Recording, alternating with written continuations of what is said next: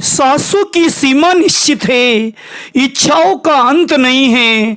सांसों की सीमा निश्चित है, इच्छाओं का कोई अंत नहीं है। जिसकी कोई इच्छा न हो ऐसा तो कोई संत नहीं है।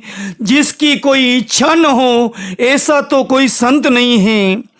एक इच्छा के पूरे होते ही अनेक दूसरी इच्छाओं का जन्म हो जाना ही मानव मन का स्वभाव है। एक इच्छा के पूरे होते ही अनेक दूसरी इच्छाओं का जन्म हो जाना ही मानव मन का स्वभाव है। मनुष्य आवश्यकताओं से नहीं अपितु अपनी अनंत इच्छाओं से सदैव दुखी रहता है।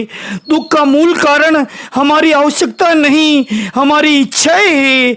आवश्यकताएं तो कभी भी पूर्ण नहीं हो सकती है, लेकिन सभी इच्छाओं का पूर्ण होना कभी संभव ही नहीं है। आवश्यकताओं तो पूर्ण हो सकती है, लेकिन इच्छाओं का कभी पूर्ण होना संभव ही नहीं है। इच्छाएं तो आज तक बड़े बड़े चक्रवर्ती सम्राटों की भी पूरी नहीं हो पाई है। बड़े बड़े चक्रवर्ती सम्राटों की भी पूरी नहीं हो पाई है। अभाव से अपनी दृष्टि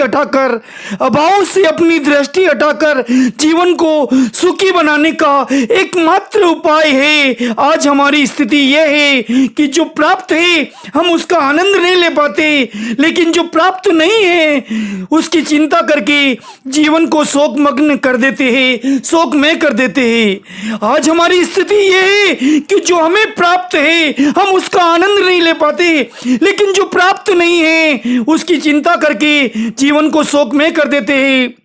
इसीलिए मैं कहना चाहूंगा कि जो प्राप्त है वो पर्याप्त है। हमें संसार में कोई भी दुखी नहीं कर सकता। केवल हमारी अपेक्षाएं, हमारी इच्छाएं हमें रुलाती है, इच्छाएं हमें दुखी करती है।